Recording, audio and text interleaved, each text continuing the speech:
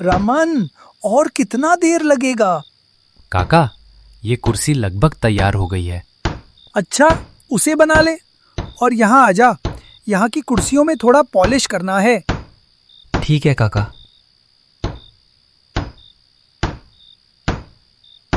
बलवंत काका के घर में एक छोटा सा आंगन था। वहीं पर मैं और काका लकड़ी का काम करते थे। नई टेबल बनाना, कुर्सियां बनाना, ये सब सामान बनाते थे। काका, हमने जो माधवगढ़ में सामान भेजा था उसका पैसा आ गया क्या? नहीं रमन, लेकिन कल जाने के लिए बोला है। बोल रहा था घर में कुछ काम करवाना है, तो यहाँ पर काम पूरा कर लेना और पैसा ले लेना। काका, फिर कल कब निकलना है? कल सुबह सुबह निकलेंगे। 1-1.5 घंटा का रास्ता है, तो रास्ते में भी तो टाइम लगेगा ना। रमन, आज बस रहने दे, ये काम मैं पूरा कर लेता हूँ। कल फिर जल्दी निकलना भी है। तू सुबह सुबह आ जाना। ठीक है काका।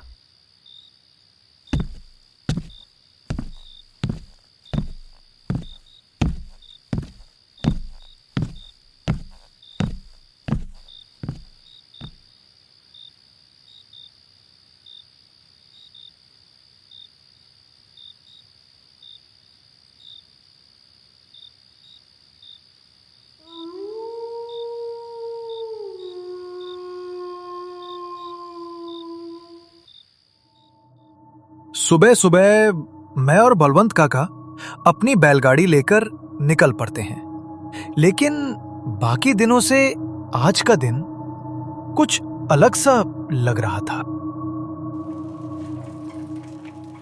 काका, आज का दिन कुछ अजीब सा लग रहा है। हवा में कुछ भारीपन सा है। रमन, आज अमावस्या है।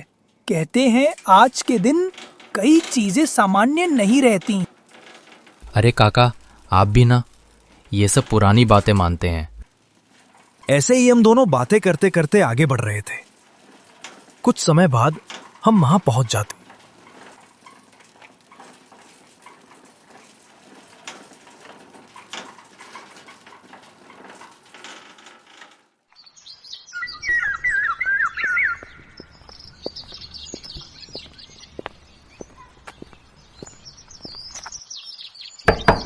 विकास भाई, वो विकास भाई।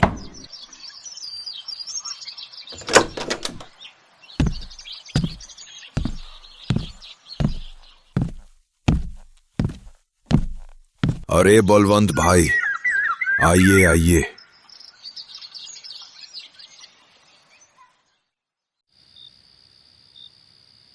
काम खत्म होते होते रात के करीब 8 बज चुके थे।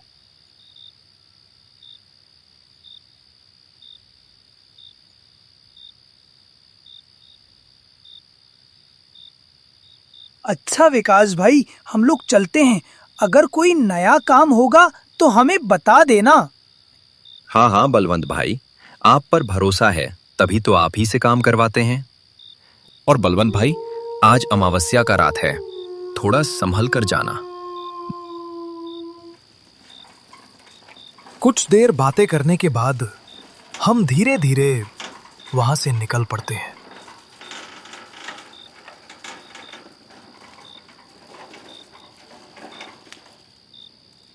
लेकिन दूसरों दिनों से आज कुछ अंधेरा ज्यादा ही था।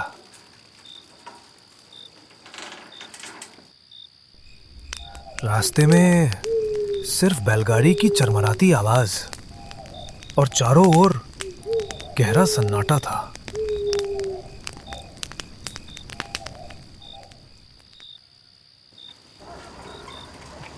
काका, आज कुछ अंधेरा ज्यादा ही लग रहा है।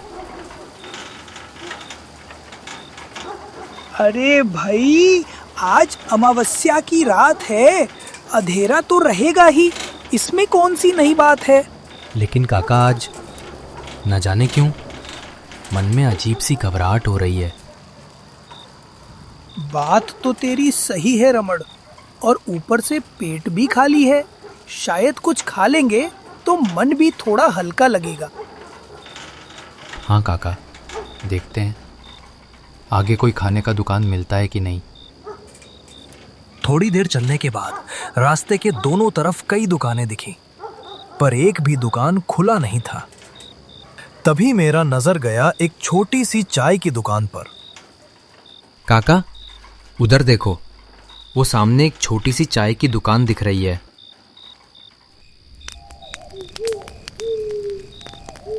अरे भाई, 2 चाय देना। वो आदमी एक पल भी नहीं हिला, बस सामने की ओर घूरता रहा, जैसे कुछ छुपा रहा हो।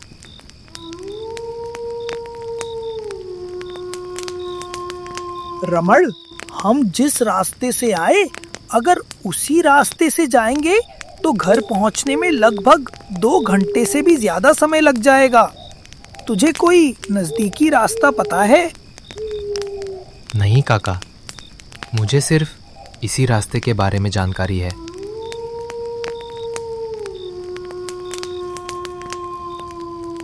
कहाँ जाना है आप लोगों को? भाई, हमें छायापुर जाना है। एक रास्ता है, अगर आप लोग उसी रास्ते से जाएंगे तो छायापुर जल्दी पहुंच जाएंगे। लेकिन सुना है उस रास्ते पर बहुत साल पहले एक डरावनी घटना हुई थी। कैसी घटना भाई? तभी उस रास्ते में एक ढाबा था जो कि रवि और निशा नाम के पति पत्नी मिलकर चलाते थे, और लोगों का उस रास्ते में आना जाना लगा रहता था। फिर एक अमावस्या की रात उस ढाबा में अचानक आग लग गई। आग इतनी जोरदार था कि लोग उस ढाबा से बाहर नहीं निकल पाए। सब जिंदा जलकर राख में बदल गया। धीरे धीरे उस रास्ते पर लोगों की चहल पहल कम होती गई। अब वही रास्ता जैसे किसी शमशान की तरह पड़ा है।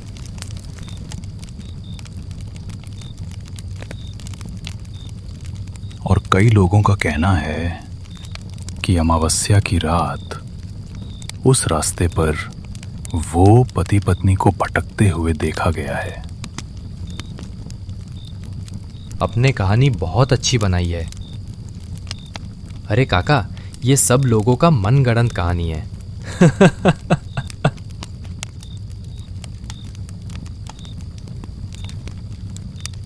लेकिन वो रास्ता किधर से पड़ेगा? यहाँ से आपको और थोड़ा सा आगे जाना पड़ेगा। फिर वहां पर आपको एक बड़ा सा बरगद का पेड़ मिलेगा।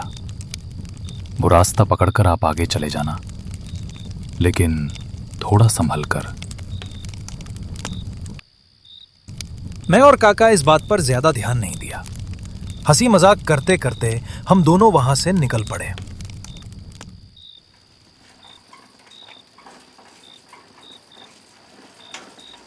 थोड़ा सा आगे आने के बाद काका, ओ रहा बरगद का पेड़। हम लोग काफी दूर आ चुके हैं, अब एक ढाबा मिल जाना चाहिए। सामने लाइट जल रहा है काका, शायद ढाबा हो सकता है। चल रमन, एक ढाबा तो मिला। रमन, बैलों को पानी पिला दे, तब तक मैं खाना लगवाता हूं। जैसे मैं ढाबा के अंदर आया और देखा इतने सारे लोग, लेकिन चाय दुकान वाला बोल रहा था ये रास्ता पूरा सुनसान है। शायद वो चाय दुकान वाला आदमी हमसे मजाक कर रहा था। हम लोग खाना पीना करके बाहर निकलते ही और जैसे ही पीछे मुड़कर देखा, पूरा ढाबा आग की भयंकर लपटों में जल रहा था। काका, ये आग कैसे लग गया? आग के लपटें इतनी ऊंची थी कि हम कुछ भी नहीं कर पा रहे थे। लेकिन अजीब बात यह थी कि वहां इतने सारे लोग थे, लेकिन एक भी आदमी की चिल्लाने की आवाज नहीं आ रही थी। और अचानक आग एकदम शांत हो गई। धुआं धुआं छटा और जो नजारा हमारे सामने था वो हमारी रूह तक हिला गया। ढाबे में मौजूद सभी लोगों के शरीर सूख कर कंकाल बन चुके थे। भागते भागते याद आया उस चाय वाला सच बोल रहा था।